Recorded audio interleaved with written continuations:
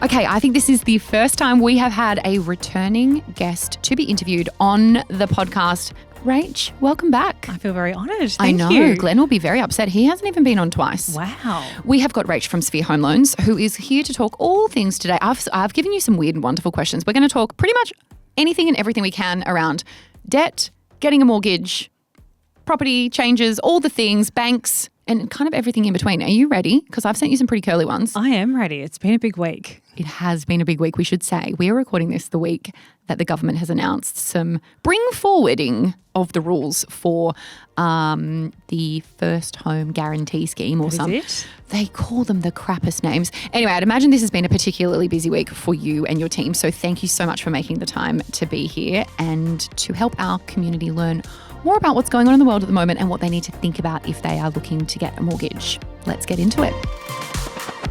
This is a podcast for everyone that wants to learn how to make fierce and bold choices with their money. We'll talk about how to shape your money mindset, investing for your future, your spending habits, the good and the bad, plus how to achieve your financial goals, and most of all, how to be financially fierce. I'm a financial educator and I want to empower you to be more in control of your money and build the financial future that you want. I run the Greenhouse Money Growing Program, and you can find details of that in the podcast show notes. My name is Jessica Brady. It's time to get financially fierce. Okay, now a lot of people will have heard about Sphere Home Loans because you support this podcast. So you've probably heard me talking about them before. So thank you, firstly, for supporting the podcast and being here. Who are you? What do you do?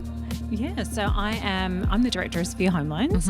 And yeah, we're a mortgage broking business that work with home buyers and investors all over the country. Amazing. Easy. Simple. Yeah. So simple. You go to you so that you can go to all the banks and find the best deal rather than having to do it yourself, which is a pain in the ass if anyone's ever tried. That's right. And especially at the moment, there's so much for people to navigate through. There really, really is. Okay, so given it's been a big week, has it, in my mind, I'm like, oh, the poor teams, they must be absolutely... What I realize that by the time this comes out, it will have hopefully been a distant memory. But how's this week been? So it has been a big week, and we think, oh well, how many people are first home buyers in the market? Is that they're really the only people that are impacted by this? But there's actually a lot of people are impacted in different ways. There's the people who might be looking to buy and get into the market, great. But there's also the people that are considering selling and upsizing. They're going to be impacted depending on with these price caps being increased. And then there's also the investors who are thinking, well, I was going to wait until January and now I want to know immediately today what I can do. So yeah, my team have had a really big week. Thoughts and prayers to your team. Okay, so beyond this week, which is an extraordinary week, really. Like, I don't know of a situation where the government's just like rocked up on the Monday and just been like, yeah, so hey, we've changed some things and it starts in a couple of weeks and like, you're welcome. But if we step way back, I mean, this year has been an interesting story when it comes to the borrowing world because we've seen interest rates go down and, we've seen property prices start to move because of that. But what are you seeing when it comes to, like, if we look at some of the macro stuff, interest rates have dropped and they've just dropped again. We have seen these changes to the first home guarantee scheme. We've also had that weird announcement, which I'd be keen to get your thoughts on, from Jim Chalmers around if you've nearly finished your HECS, we can get the banks to start assessing you like you don't have it. I have many questions on that. Like, what are you seeing at the coalface? Is everyone madly trying to buy or figure out their options? Help me understand what's going on. Yeah, so I think the biggest thing, which was started on Monday when that announcement came out, was the uncertainty. So I think people just are more reaching out to understand what the change is because it can get confusing. You've just talked about all of these things that have already happened this year. And sometimes people don't actually understand. We live in this world, first home guarantee scheme, we know what that is. But a lot of people actually don't understand what it means. There's been some confusion between that and the equity share program. People are thinking that, is that the one where the government owns a share of my property? I think there's just that confusion around the market. So people are reaching out and understanding and wanting to know where they sit, what they can do, and how this change actually impacts them. So I think people at the moment just want information. Totally. And there is situations where people are impacted by a number of things. So they may have got some certainty on one thing, like, okay, interest rates drops, cool, I can go back to you or my broker and now reassess what my borrowing capacity is. But now this change around, the first home deposit scheme changes that again, and then potentially the HEX changes that again. So it is this evolving, confusing feast for a lot of people. It is, and I've heard a lot of conflicting, commentary about this in the media about why the Labor government decided to move it forward. Ooh, have you got any goss? Yeah, look, I don't have any inside goss, but I've got my own opinion. Tell me. So, and I actually feel like it could be a great thing for first home buyers because with that because you're completely right, rates are dropping at the same time as this policy is changing. Well, when rates drop, there's somebody else in the market who gets to move, and that's investors. So if they didn't move this forward, I feel like, and it was something I was already concerned about last week, was that the investors were going to beat the first home buyers and pump the market up before they actually had a chance to use this new policy of the first home guarantee scheme. And I don't know if somebody in Canberra was thinking the same way I was, but my feeling, if I was in Canberra, I would have done the exact same thing by moving it forward because it allows first home buyers to beat all those investors to their properties because they look at the same price level traditionally. Or at least have a shot. Yes. And not just sit on the sidelines. Yes. I mean, I have some really big concerns that it's going to lift prices and that people are going to be piled up to their eyeballs in debt, which I'm sure we're going to talk about today. But that is a whole big structural issue in itself. And I think that's a valid point, actually. It's a valid point that at least you get an opportunity, whereas before you felt locked out. And we keep seeing bloody rental increases, and so that rent and time to save real cost versus potentially getting in sooner is something that people need to factor in as well. And imagine trying to save with the rents the way they are. It's awful. It would feel impossible. Yeah. And for a lot of people, it actually is impossible. You cannot outside. I think in July across all of Australia, according to Cotality, national median house price values went up 0.6%. That's like $4,500 or $5,500. I can't remember exactly what it is. Whatever it is, not many people after they pay rent and put food on the table and pay their bills, not many people can save $4,500 or $5,500 or whatever that number is in post-tax income just to keep up with the market. Not get ahead, but just to keep up. And that's the frustration I think people have had. So yes, that is an interesting take, and it will feel exciting for people to have hope. Yes. When for so long they probably haven't. Yeah, that's right. Especially with those income cap changes. Personally, I think it's absolutely wild that we've gone from like 125 to not like an unlimited amount of income. I think that's a really weird thing. It is weird. I read an article this morning that actually said it was a bit of a jab at the government saying that children of billionaires will be able to benefit from this scheme. Now, in my experience, the children of billionaires aren't borrowing 95% of their mortgage. For a home to live in. That's right. But I guess there are people out there which we would consider a big income. There might be somebody out there on $300,000 a year, which people go, wow, that's a huge income. But if you're supporting a family on that income as well as renting, where's your chance to enter the property market? This is going to be a game changer for that family and allow them into the market. How wild is it that is some people would look at that and go, if you're on 300,000, like don't whinge at me. But then to your point, it's like, well, if that's the family income and if they've got multiple children and costs, we live in a world where that actually probably doesn't go as far as, I mean, it does go far, but like it's not what it was. It's certainly not what it was. Yeah, well, we've done, I would say, nearly thousands of these first home guarantee schemes over the last 5 years while it's been in. But we have turned more people away than we've helped because they're too high on the income caps.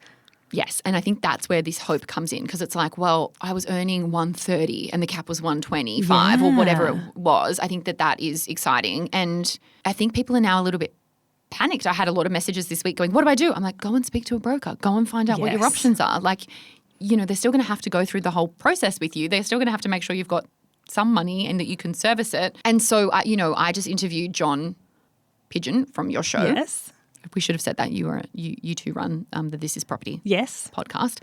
And, his very strong thought, which I agree with, is that because of all of the issues that we all talk about all day long, property prices are going to increase. And so your point of, bringing this forward gives them a shot of being on. It really does. So if I look at a lot of my clients, they were trying to beat the first home buyers and buy an investment property before January, and they needed to wait for that last rate cut to be able to service another property on their portfolio. So I had that concern. So when I woke up on Monday, I also thought, oh, that's going to be a big week. But I also thought, yes, for the first home buyers, they're going to beat all these investors. Okay, let's change tack because otherwise we could talk about this all day long, but I want to ask some specific questions that some of our community have sent through. Some of them are really interesting. The first one, though, is actually more of like a general question. Is there a difference between an offset account and a redraw account? Like, do you have to really consider picking one over the other? Yeah, so it really depends on what the purpose is for the property. But just to explain, redraw is a facility in a loan account. So you can make an extra repayment and it goes into your loan as redraw. And then you, depending on the product, can then take those funds out. So you put the money into your loan account and then you take them out. So if you have a $300,000 loan and you were $50,000 ahead in repayments, you've got $50,000 in redraw and you can take that money back out. You don't pay interest on it while it's in there because the loan balance is less. Now, an offset account is a bank account. It's just an everyday bank account that's linked to your home loan. Now, if you had $50,000 in that account rather than in the home loan, you wouldn't be paying interest on it because the interest is calculated based on the balance of the loan minus whatever you have in one or multiple offset accounts. Now, when we're talking to clients about what's best for them, the things that they consider would be what the rate is, what the fees are, how their psychology of money works. So if you're not a saver, an offset account is maybe not the great place for you to have it. Maybe redraw is better. Because it's too easy to get to. Yeah, like there's different, and some clients actually go, oh, we're actually going to turn off redraw because we don't want access to those repayments. But for somebody that might be a good budgeter, offset can be a really powerful tool, especially multiple offsets. Now, I would say, just put a caveat of the fundamental difference might be from a tax perspective. So if you were ever going to, let's say we use that same example, you've got a $300,000 home loan and $50,000 in redraw. If you have that $50,000 in redraw and then decide to rent that property out down the track, that $50,000 can never be tax deductible again against that property. However, if it was in an offset account, so you would have had the same net interest payable, you can then take that $50,000 out, use it for your next property, and then you can have the full $300 tax deductible against property one. So I think if I was considering the difference between offset and redraw, the first thing I'd ask would be, is this property going to be an investment property now or ever? Or even the potential. Because people's minds change often. But if it was potentially going to be an offset account, but you're also the worst saver in the world and you don't want to have it there, you've really got to think about your psychology of money and if an offset account is right for you. Totally. And during COVID, we saw one particular bank be a bit bitchy around getting money out of a redraw, and there was quite a lot of media kerfuffle around it.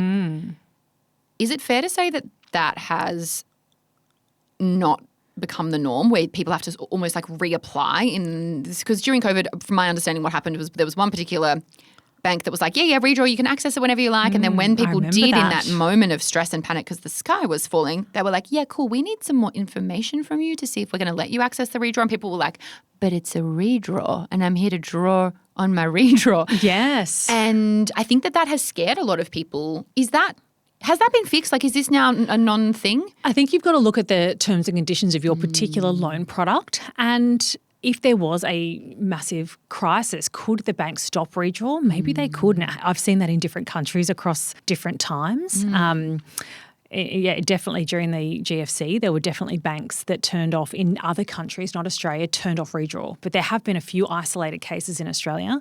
I personally use offset. I have an offset. But we're also frugal. We've talked about this before. Yes. So you and I do not fit the profile of these spendy people. I see money in my offset account and I'm like, yes. And then when I have to spend it, I'm like, no. Yes. Whereas other people look at it and go, ooh, what can I buy? That is right. So when you think of the small chance of that happening, of the redraw getting turned off, and you think, well, I'm more likely to spend in an offset account, I think you've really got to consider that when you make your decisions. And what you were saying before is really interesting around how we have seen in particular moments of crisis, not necessarily always here, but there's been precedents elsewhere and sometimes precedents here. I think that is worth remembering because I feel like sometimes with financial kerfuffles, we think, oh, surely that'll never happen again. It's like the 1 in 100 year climate events that seem to happen every year. Like, we can't pretend that we know what's coming. And so, the personality style of you, the consideration around what is the long-term strategy for this asset, and the T's and C's, and just, making sure that if the shitstorm erupted again, you are not going to be potentially in trouble, because we also see this with managed funds. So managed funds, which is an investment product, a lot of people don't realize that if not all of them, definitely most of them, like they can freeze the fund to stop it from collapsing in moments of peak crisis, which can be really great to protect the asset and not have the arse fall out of it. But if you don't know that and you're like, well, I'm going to get that money out in like a year so I can go and buy a property or go on, my bestest life, and then that fund is frozen and for a long time, people are like, I had no idea. I'm like, you need to read the T's and C's. That is right. Now, if you weren't a great saver, but you thought that property, you'd prefer to use offset, a technique I've seen people use is open a separate offset account that they don't have cards to, and they even turn it off their internet banking so they can't see it. Yeah. And that is their savings account. I've had to do that with a few clients when I did one-on-one, and we actually made their weekly spending account with a different bank. So I'm like, this is the card that you need to care about because this is what you're spending your weekly joy money with. You don't even need to go and look at those other accounts because this is the one that's the most important for you to stay within the budget to. That is right. Okay. I don't know whether you have thoughts on this, but I have seen over the last couple of weeks some out-of-cycle movements from the banks. And I think for a lot of people who do not work with them, it can be a bit confusing. Like there's always this trepidation when the RBA reduces rates that they're not going to pass it on or pass it on in full. But why do banks sometimes do out-of-cycle changes? What does it mean and what do we need to think about, Rach? Yeah, so I think it's really – and banks have done out-of-cycle rate changes in my career time, so that they have happened. They haven't happened a lot lately though, Not lately. So in the last 5 years there have been there haven't been out-of-cycle variable rate moves. What the media is, they kind of, sometimes those headings can be a little misleading because they say, I know, really? Surely not. Sometimes they say, ANZ Bank moved out of cycle. But what they moved was their fixed rate loan. So fixed rates are very different to variable rates. Now, what we want to see happen is when the RBA goes down their 0.25 like they did recently, that all the banks follow suit. Now, every single lender except one this time and one last time all passed on that 0.25%. And they had a lot of pressure from the government to pass that along, didn't they? Yeah, and they all passed it along differently. We've got a little table on our whiteboard at work about what the date is because the date's very important. So this is so cheeky. Can you just explain? Because I think that people don't understand how this works. Yeah, so let's say one bank A will come out and say we're passing it on in full. They might be first to market to say it, but they might actually be passing it on in 4 weeks' time. And then Bank B might be later than Bank A at announcing, but they're passing it on in 2 weeks' time. So when you think of the amount of funds they've got under management, that 2 weeks is going to make that bank millions of dollars. A day, millions of dollars a day. Now, on the other side, when rates go up, Rach, how long does it take for them to normally implement the new increased interest rate? Does it take a month? Very quickly. Isn't it interesting that when it's like, look, we are going to reduce your rate, we're going to reduce it in full, we are very, very good and we are very, very smart.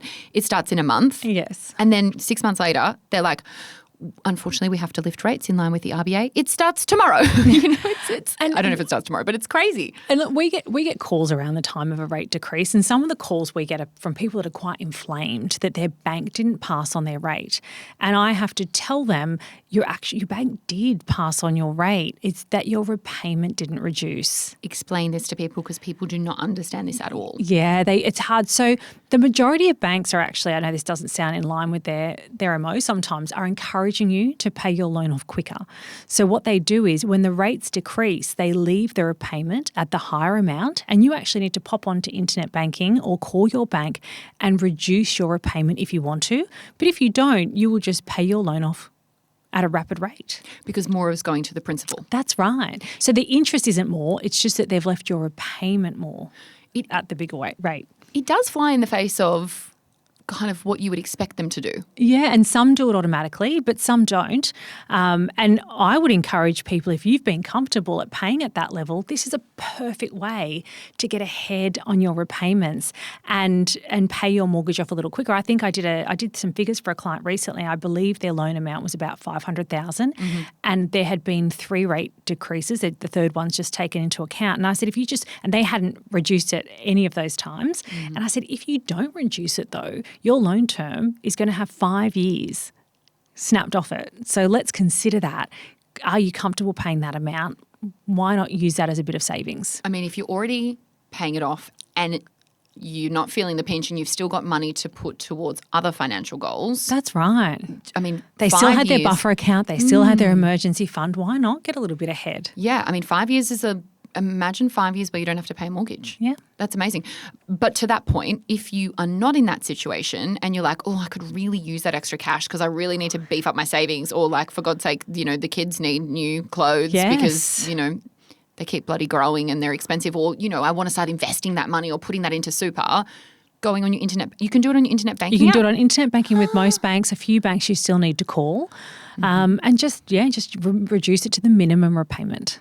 Love that. Okay.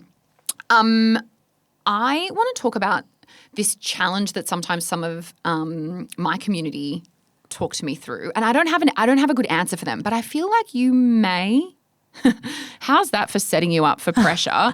So what I see sometimes is a big challenge when people are looking to upgrade. So maybe they've started having little kids, or I don't know, they're all working from home and they're living on top of each other, but they are scared to sell their property because we have a tight supply market, because they're scared they're not going to be able to find the property upgrade that they're after, and they're scared they're going to sit on the sidelines for a little while and the property that they were in is going to go up in value. Like, it's this chicken and egg. 100%. So what options do you have if you are wanting to sell but you haven't found a place to buy yet and you're trying to figure out which one do we do first?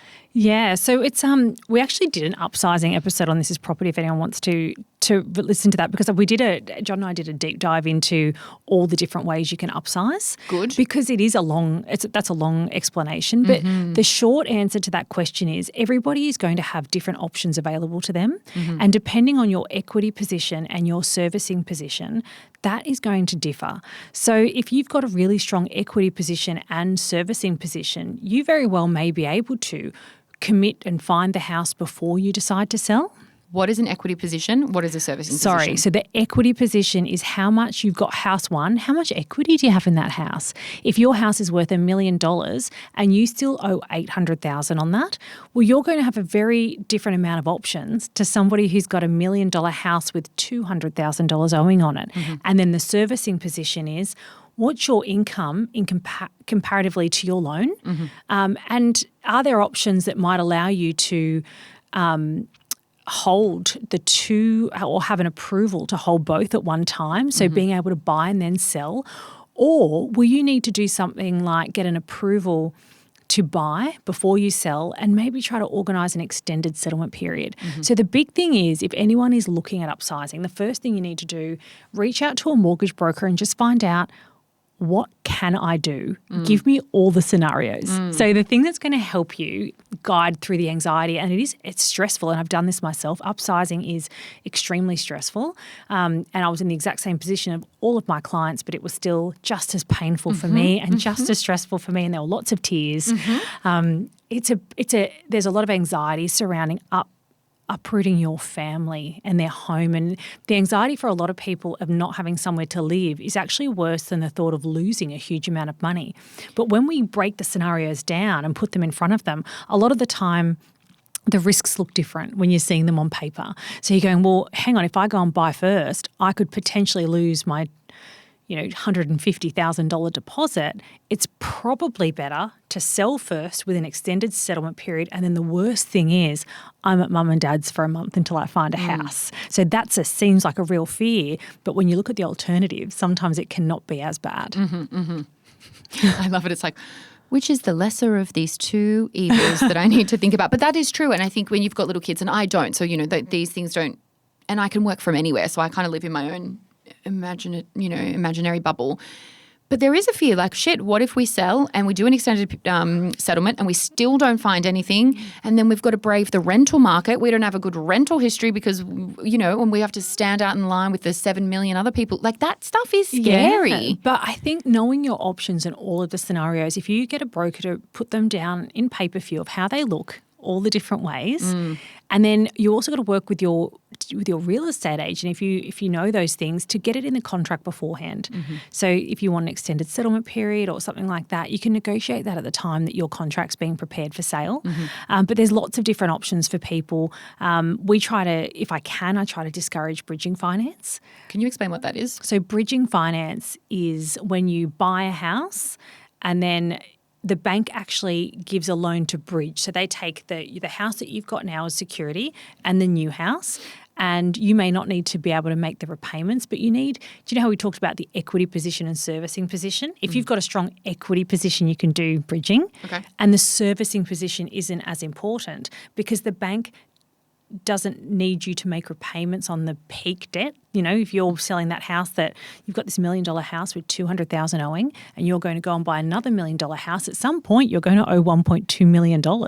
And the bank sort of capitalises that interest in. But when you're doing a proper bridging loan, and there's some quasi sort of bridging loans that are proper bridging loan, the bank is the one who has all the control. So they can make you sell. And there's also some different costs involved. So people all of the time come to us and say, we want a bridging loan, but they don't actually get a bridging loan. They get something else. Because my understanding is, and I've never used one, my understanding is they're quite a lot higher in terms of the interest rate. They can be, and there can be a lot of different fees. So some people, and we talked about that equity position and that income position, if you have the equity and the income, a lot of the time you don't need a bridging loan. You can actually have the big loan approved and you may not ever need it, but it's approved there in the background. And the irony is for someone who does have that bridging loan, who has all of those extra costs and things to consider, yes, it's more expensive potentially if there's a higher, amount of fees or costs or interest charged.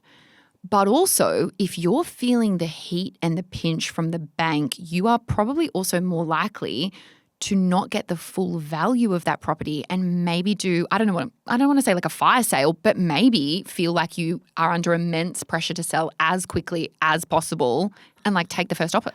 I cannot tell you how many clients I've seen that have done a sort of a bridging loan and then they've done their figures on what they thought they were going to sell their house for because the real estate agent said it's going to sell for X, and then they've committed to the new home and then they've ended up selling for Y. Which is lower. Which is a lot lower. And then their end mortgage is a lot bigger and bigger than they ever budgeted for. So I know it feels risky selling your family home before you buy, but in most cases, it's a whole lot less risky. That is much more. I don't know if you can see, I have goosebumps thinking that because then I'm like, oh my God, because they will have bought the new place. I'm doing some generalizations thinking, okay, well, we're going to have this much from this our existing property because old mate said we're going to get that, and we've got some fees and some things to think about. Great. Well, this is how much we can budget for, and you're like, great, well, this is how much you can service. And they're like, boom, boom, boom. And then you get the call going, hey, so we're $200K short on the sale.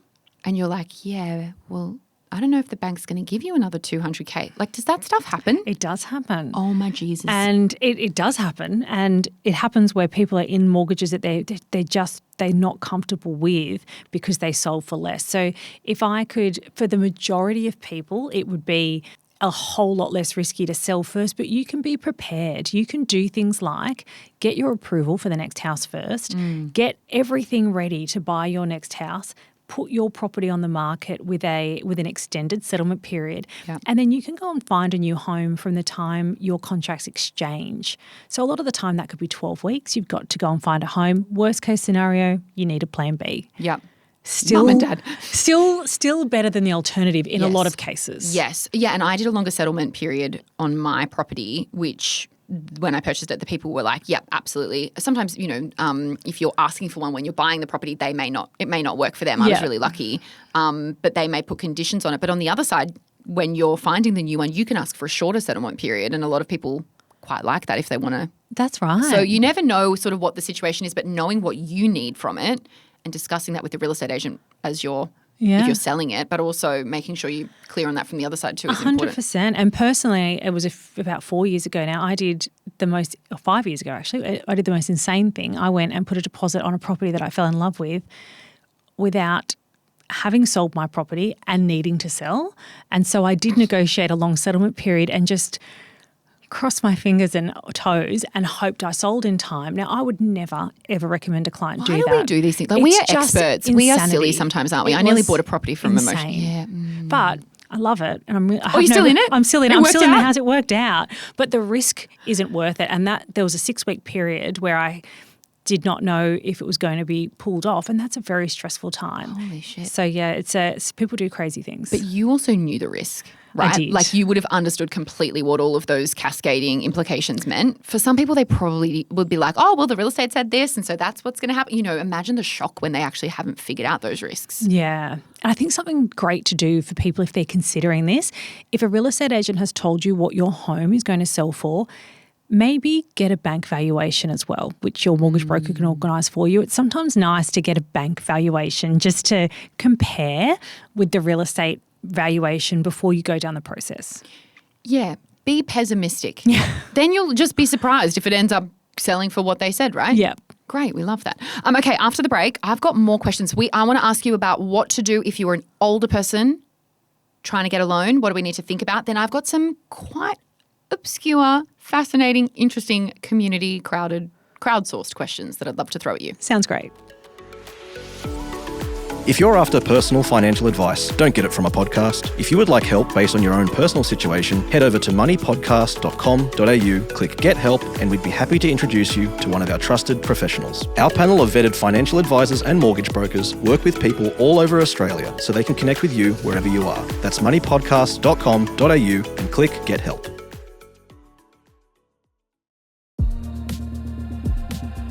All right, Rach, this one is one that I worry, like this question is something that I genuinely worry about, and it relates to the amount of older people, specifically older women that I speak to who do my greenhouse programs and we've seen quite a big trend and uptick in people getting divorced in their 50s. Yes.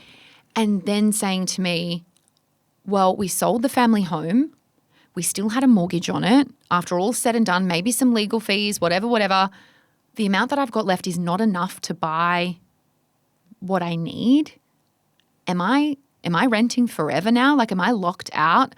And I think, oh God, and obviously send them swiftly to a broker. But this is terrifying to me as someone who sees this and sees the fear in people's eyes. But I think also, even if you're younger, you know, this could be your mum or your auntie or your neighbour or whoever. Like, this is such a big problem where we see so many older women ending their lives in poverty. And we know from the AFSL standards that one of the biggest indicators of whether you will, in fact, end your life in poverty is whether you own a home that you live in. Absolutely. So, especially because many of these older women took huge chunks of their career working years out of the workforce to care for children, didn't necessarily have super contributions being put in. This is scary. What options do they have? Yes, and we do see this a lot, and it can be hard, but it can also be really encouraging at different times, because a lot of people have come to us and they've been told, we can't actually give you a 30-year loan term because you're 55, but you can only afford a 30-year loan term to get a mortgage at that age on your income.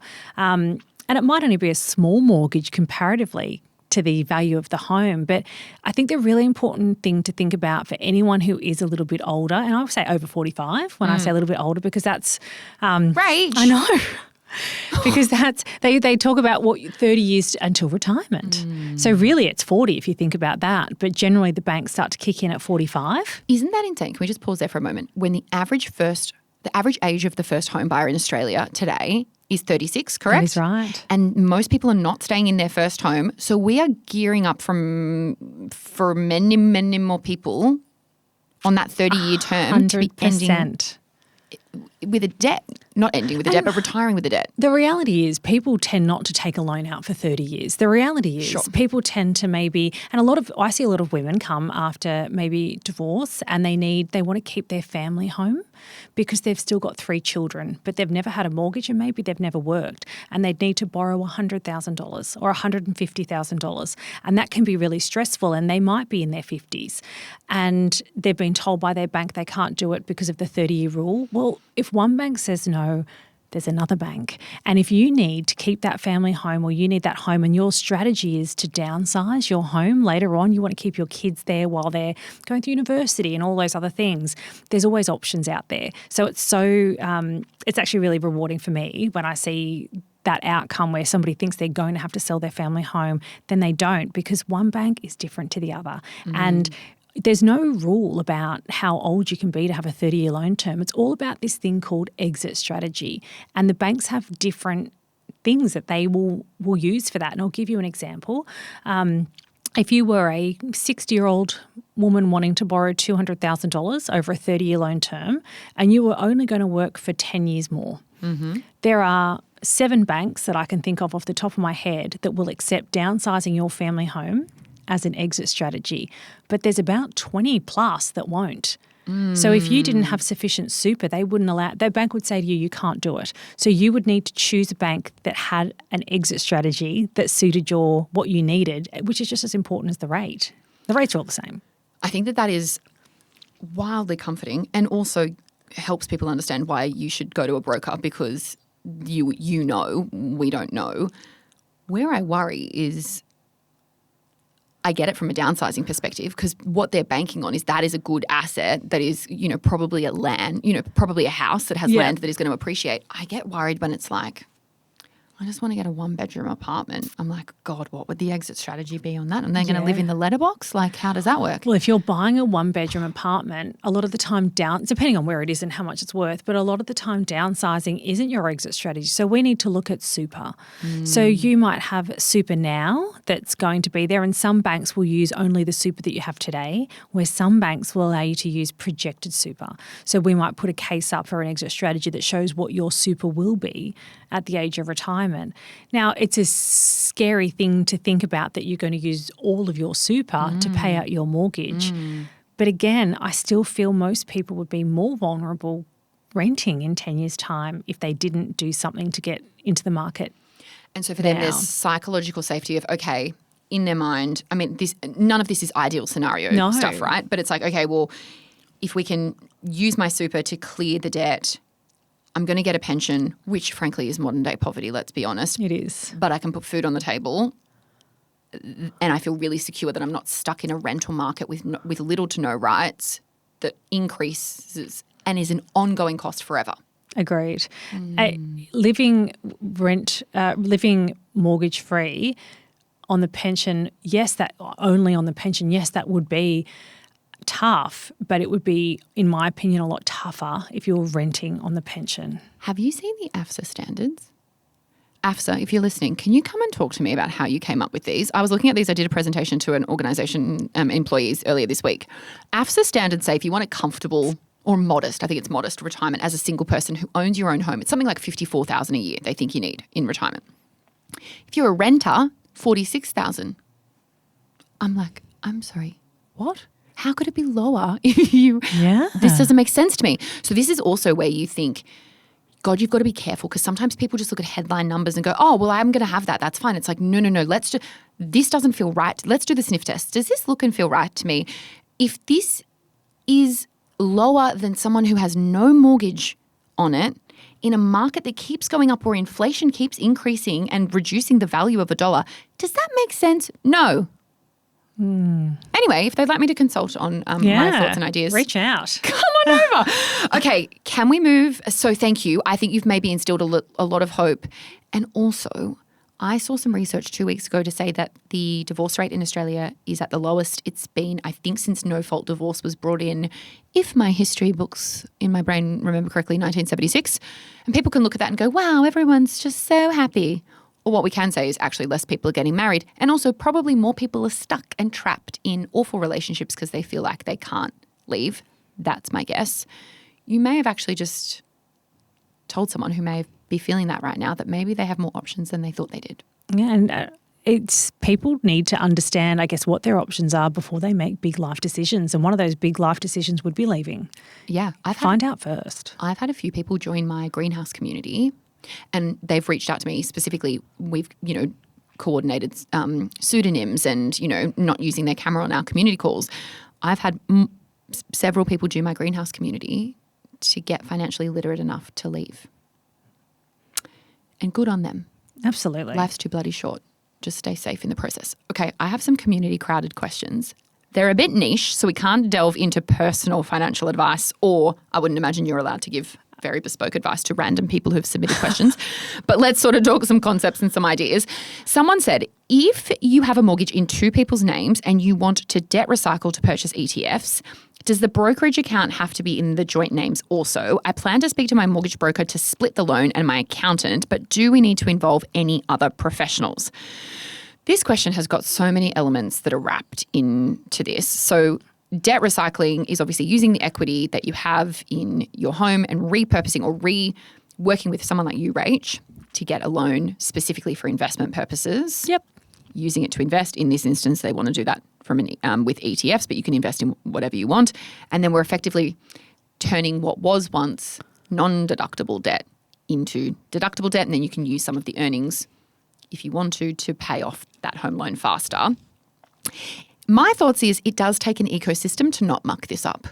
Yeah. Because you want a broker to make sure that you get the loan done correctly, because my understanding is if you don't take it out as an investment loan, you can't class that as deductible debt.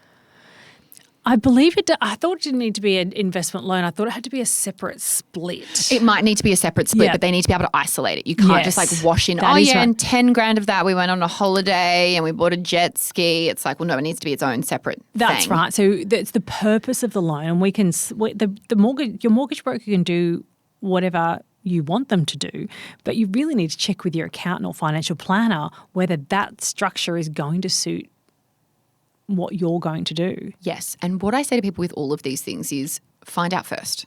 Like, you don't want to do all of this work and think like it's when people make contributions to super and then forget to sign forms and then they're like, oh my God, they didn't give me the deduction. I'm like, no, because you didn't sign the form and then you did your tax. Find out first what you need to get sorted.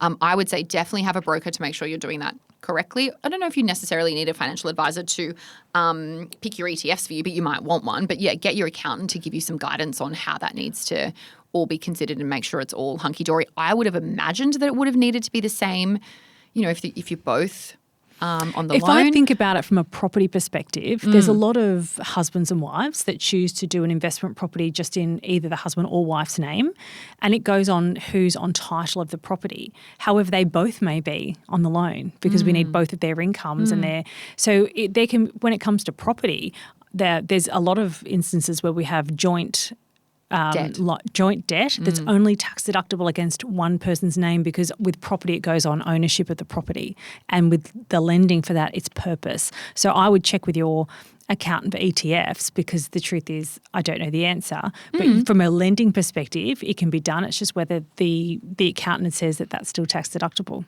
Good. Great. What we're saying is go and check. Yes. Lovely. The next one this is the last question. Because I just thought we could be here all day because there were so many that were submitted. So I'm sorry, I'm going to bank them for future episodes if your question wasn't answered. But I thought this was a really interesting one. My wife has a significant overseas student loan to like the tune of $200,000, which has an interest at the Canadian prime rate. Don't worry, they've helped us out, e.g. similar to HEX through indexation, although slightly higher. Would this be considered bad debt and therefore should be paid off first? That would delay saving for a house deposit for several years. Or with house prices always increasing, is it best to try and get into the market ASAP and just add the mortgage to an already considerable debt? Can we give both thoughts on what, is comfortable, what, we should think about and what to do? I'm like, ooh, okay. What I would like to know from you, because obviously I don't think that you're going to be able to necessarily answer all the things. I've got thoughts, but when someone is being assessed for a loan, I would imagine that overseas student debt has to be disclosed and is considered. Is that true? I don't usually see overseas. I have to admit, overseas student loans don't generally come up on applications, and I don't know if that's people leaving them out or Interesting. Or I can't tell you the last time I saw an overseas student loan on I don't know if I ever have. Really? Yeah. Oh, I've had quite a few clients with overseas student debt. I wonder if they are disclosing them on the applications. You should be though, shouldn't you? Yeah. Because it's something that you're probably paying back. Well, I guess, and I don't know the answer, but how does it work with the Canadian student loans? I know I have a lot of friends living in the UK right now that have certainly not paid their help debts in the time that they've been there. And then when you look at places like New Zealand, my understanding is if you don't live in New Zealand and you're not paying them back, your rate that you are charged goes up considerably. Really? Yeah, apparently. So I think that there are lots of things to get your head around. I think the question is, we've got this massive amount of debt. Is it bad debt? What do we do? Should we prioritize that and then figure out the home? Obviously, all of this to me comes back to values and what is a priority and what's important to you. What I would say though is if you are investing in yourself and going and being educated to advance your career, this is not for like some esoteric hobby that you just want to go and do a master's in some strange, like I do, like in ancient, I want to go and do like a strange ancient history master's for no reason other than I'm quite interested in history. But it's not contributing to your career progression or income, then it's not good debt, let's be honest. But if it is going to accelerate your career opportunities and give you more income potential, I don't think of it as bad debt. Where I do think of it as bad debt is if it is in that situation where you're not repaying it and it's getting a huge interest rate, so it's bubbling away, yeah, sure, you need to probably do something about that. My personal opinion is if it's only at indexation or a variation of indexation, which especially now in Australia at least, we've now capped at either CPI or WPI, the wage price index, whichever is the lower, most people are then turning their attention to, say, the property goal because there is no control over how fast that market moves, whereas we have at least a bit more certainty on what that indexation amount for Australian HEX inflation will be or indexation will be. I don't know how Canada's looking, so like you need to go and do some research over there. But I think what a lot of people are really challenged with at the moment is we've got student debt, whether it's in Canada or whether it's in Australia. That's putting pressure on our cash flow, and we want to buy property, and that is going to put pressure on our cash flow. What do? I'm like, yeah, there's no silver bullet here. And for most people, it is that you are having to be comfortable with the idea of taking on quite a considerable amount of debt. Yeah, well, certainly not talking about overseas student debt, but just help in general, the help or HEX debt or I keep calling student it HEX. debt. I say HEX too. Sorry. But I would consider it to be good debt. And generally, if I was looking at someone buying with what way, whether do I pay my help debt out or do I get into the property market first, I'm always get into the property market first if that suits your goals, because especially where the rate is at the moment for help debt, and we just signed off that 20%, was it the 20%? The reduction. Yeah, that reduction. Yeah. And those things come into play and can be really enticing. Different when it was that higher rate a few years ago. People were feeling differently. Yes. But where it sits at the moment, it's good debt. You did it for your career. Don't let that stop you getting into the property market. It dies with you. It's the only debt that dies with you. It really is, so it's worth considering as well. To that point, and then we'll wrap up today, do you have, what's going on with this weird, hey, when your HEX is almost done, we can start to look at you and give you, an amount of debt, assuming you don't have Yeah, HEX. great. So this is lender specific. So each lender has a different policy that they're using. Is it up and running? It's up and running. It's been running for a while. So we had a client recently use the first home guarantee scheme with the 5% deposit. They had a help debt that was under $20,000 that was completely ignored for serviceability. And they also had the 5% deposit gifted from their parents basically the week that they bought the house, because there was a lender that would allow us to ignore the help debt, do the guarantee, and gifted funds for genuine savings. Can you imagine the shock to that person's budget the month after the property settles, where they've just been living their bestest life and then they're like, oh shit, I'm now paying HEX back still because I still got 20K and I'm paying 95% of the mortgage. I feel like that would be quite a thud into reality. It would have been. But good on them. We should explain, sorry. So Chalmers came out, I can't remember if it was the week before the budget or pretty close to the budget, and was like, we are going to tell the banks that if you're soon to be HEX free, we can get them to assess you as if you don't have a HEX. Now, it's a clever way to be able to help you borrow more. It screws you over simultaneously because you're still paying back the HEX until it's done, which is maybe, depending on your income, up to 10% of your income. So it can be a pretty considerable amount. But they are saying to banks, if they're nearly finished, you can ignore it and just give them debt like they didn't have a HEX. So for that period of time, that would be really, I think that's important to note that, yes, sure, it might get you in to the opportunity point that you're making at the top of this episode. But like, make no mistake, until that HEX is done, you are in a world of pain, my friend. That is right. Just to clarify, that particular client had the money sitting in a bank account to pay out their help debt, but they did not want to miss the 20% reduction. Totally. And also emergency savings. If you've just loaded yourself up, you might want to consider keeping some spare cash. I think it's great that you're able to layer on all of these elements. Yeah. I just always worry about God, I've seen it. Sometimes people have to buy property to be forced savers. 95% of a debt, depending on the size of it, could be a considerable change to how someone's been running their budget or cash flow for a while. That is right. Interesting. So banks are doing it specific. So some banks will say, some banks aren't playing in that space at all. Some will say if it's under $20,000, we'll ignore it. And some will say, regardless of how big it is, if you're projected to pay it off in 12 months, we'll ignore it. Potentially 12 months of hell if you do both, but you get to be in your property. So you can cry from all the repayments that you're making in your own home as you're sitting on a cardboard box because you haven't been able to get proper furniture yet. And we're in a time, and these are quite unique spots in the market where you go, time could potentially be a lot of money. So for some people that could save them having to wait a year and maybe or potentially buy at a different price point than they could buy now. Yeah. And I make no mistake about that being important to consider. I just think there's always so much focus on the getting in and not the thereafter.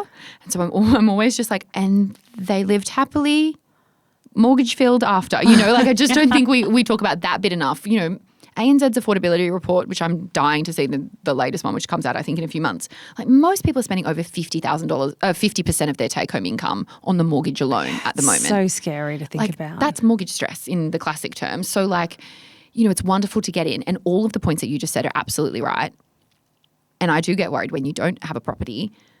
But I think we just need to pretend it's not utopia from there on in. Like, it gets tough to make sure that you can actually keep the property. And the other thing to I guess to stamp with this first home guarantee scheme, you only get one bite of the cherry.